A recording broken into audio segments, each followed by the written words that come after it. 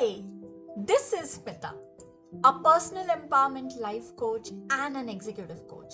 And today, I'm going to talk about the 4 steps to build unshakable confidence in yourself. Have you been thinking of ways to grow your confidence? Do you feel that fear has taken over a huge part of your life and is holding you back for living your true purpose? Do you want to shake all that fear and have unstoppable confidence that will leave people in awe of you? Well, this video is made just for you. Today, there are so many of us not living up to our full potential due to the fear of failure or what others will think of us. In fact, that is one of the most common regrets most people have when they are near their deathbed. One thing that you have to understand is that fear will take away the sunshine in your life and leave you with so much darkness and sadness within. The good news is that you can shake all that fear and self-judgment so that you take control of your life and live a purposeful and happy life. One way to do this is to master the art of confidence. The 4 steps that I'm going to share with you will help you to achieve this unshakable confidence in yourself. Ready? Here we go. Step 1. Step out of your comfort zone. If you are going to have that unshakable confidence, you have to be willing to step out of your comfort zone so that you can do things out of the ordinary. You have to stir up that urge burning within you to be extraordinary. Perhaps you have a brilliant idea that you believe can help your company manifolds, but you do not know how to share that with your boss. Or perhaps you have a crush that you never dared to approach. The problem that comes with not acting on these desires is that you will stagnate right where you are. Truth is, when you fail to experience or rather fail to explore new experiences, you are letting them take away your sunshine. You are simply digging deeper into your zone of comfort. That's the hole you have been sitting for decades now. I know it may be intimidating to make the first approach into the unknown. It is a risk there is always a risk that you will feel embarrassed because of failures. Remember the real definition of fear: false evidence appearing real. I will repeat that. What is fear if not false evidence appearing real?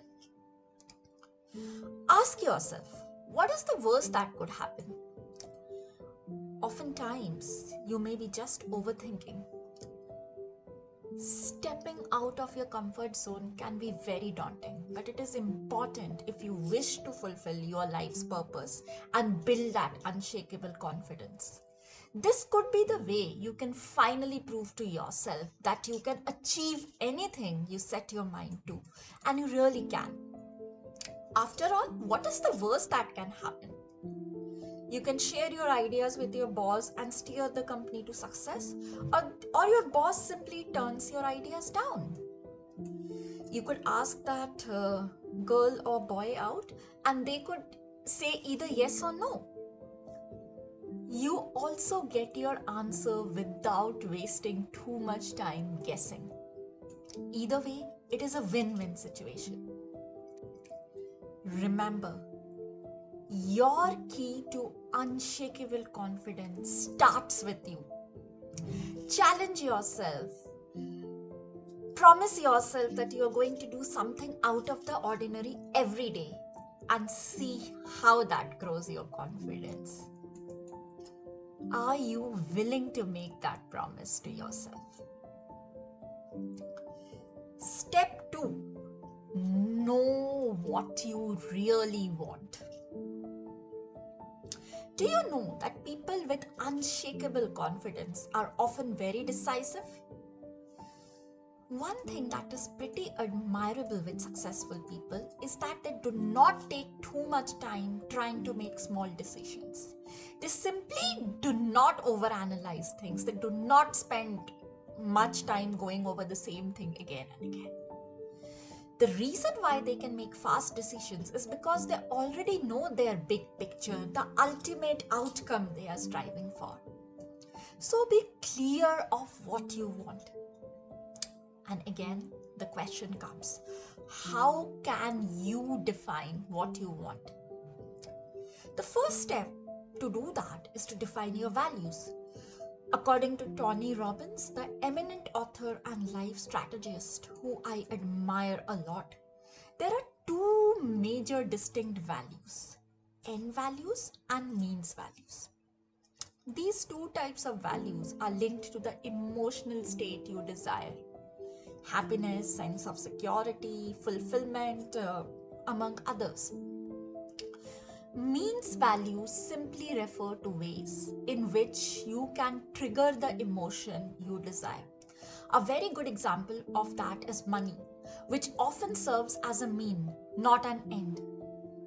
It is one thing that will offer you financial freedom, something that you want. Hence, that is a means value. Ends value refers to emotions that you are looking for, like love, happiness, protection, and a sense of security.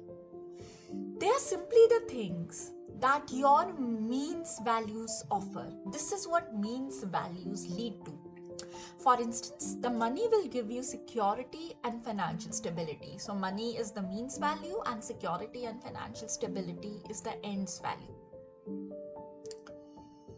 The means value is the things that you think you desire for you to finally get the end values. The most important thing in this entire scheme of things is for you to have clarity on what you value so that you can make informed decisions much faster.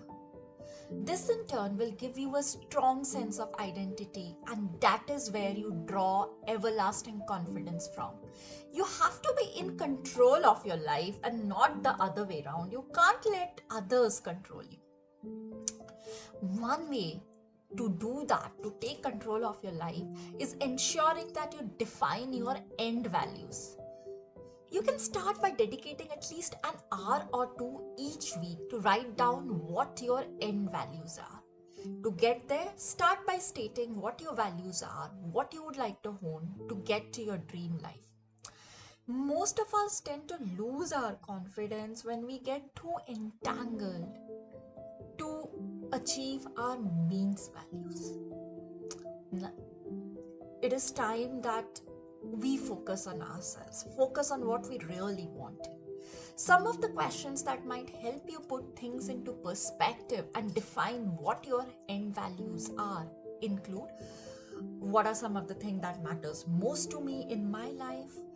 Are there things that I do not care about in life? Or rather, let me put it this way, if I were to make a tough decision, what are some of the values that I will stand by, and what are those values that I will disregard? If I have children, what are some of the values I would instill in them? Ask yourself these questions and you will realize what your end values are. You will realize what you really want. Step 3. Stop self-judgment. Accept yourself for who you truly are. Have you ever found yourself obsessing about the future or the past? This is something that many of us find ourselves doing. I find myself doing it from time to time. However, here's the thing. The person you were 5 years ago or will be 5 years from now is very different from who you are right now. You will notice that 5 years ago, your taste, interests, and friends were different from what they are today. And chances are that they will be different 5 years from now. The point is this: it is critical that you embrace who you are today and know that you are an active work in progress. According to research conducted by Carol Dweck, and her wonderful book Mindset is right somewhere behind in my bookshelf, it is clear that children do well at school once they adopt a growth mindset. In fact, with the growth mindset, they believe that they can do well in a certain subject, even if they may not have any natural inclination towards that subject. This is quite the opposite of what children with a fixed mindset experience, because they believe what they are and all that they have is permanent. Therefore, having the notion that you cannot grow only limits your confidence. What you should do is to embrace all that you are and stop self-judgment. Most of the time, we are busy judging ourselves. We judge ourselves by other people's yardstick. We judge ourselves by what other people say, how they say it, what they wear, and how they perceive our actions. In the same way, we judge ourselves in our heads, comparing our past and present self. For you to develop a strong sense of confidence, it is important that you start by beating the habit of self-judgment and negative criticism. Yes, I know it is difficult at first, but when you start to practice it, you realize how regressive that was, or rather how retrogressive, as I call it. You can start by choosing at least 1 or 2 days every week when you avoid making any judgment at all. If you have got nothing good to say, don't say it. If there is a negative thought that crosses your mind, you replace it with a positive one. Gradually, your mind will start driving to a state of non-judgment, and it will soon become your natural state of mind. This will not only help you embrace others, but also accept yourself for who you truly are. And you are unique. There is no one like you. Trust me on that. Step 4. Be present. Sounds simple, right? This step is important and necessary for you to build your confidence. By being present, you are simply allowing your mind, body, and soul to be engaged in the task at hand. Let us imagine speaking to someone who is not listening to what you are saying. This is something that has probably happened to a good number of us. It has happened to me definitely. How did you feel then? On the other hand, imagine speaking to someone and have you ever spoken to someone where it felt like you were the one who spoke to you, like you were the only person in the room? How did that feel? Feels pretty special, right? The reason why you feel special is because they were present at that moment. They paid very close attention to what you were saying. They felt every emotion with you. They were engaged in the conversation at a deeper level. This way, you can retain information while still experiencing empathy. That's the feeling you have to generate. To do that, you have to be present. And to be present, you have to develop a mental double check. This simply means that you should mentally check in on yourself regularly. To do that, you have to develop a mental trigger or calendar. When you ask yourself where your mind is, this is the time when you act as an observer of your mind. Are you thinking of dinner reservations while in a meeting? Your boss is saying something, and do you find yourself thinking that you are not good enough?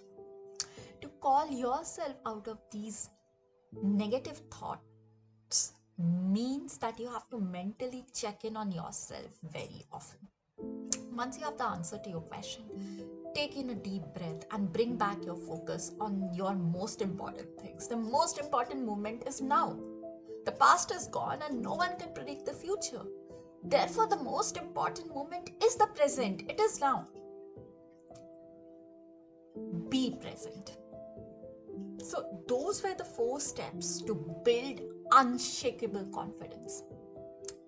I want you to remember, confidence is not something that happens overnight. You have to constantly put these actionable tips that I've shared with you into practice.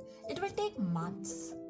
Start by writing down ways you intend to apply these action steps.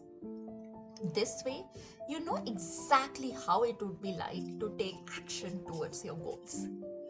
When you act on them, you start realizing tremendous improvements in your confidence, and this will soon translate to unshakable confidence, happiness, joy, and ultimate success in life. How does that sound? Exhilarating, doesn't it? It is also important that you understand that confidence begins with your mindset.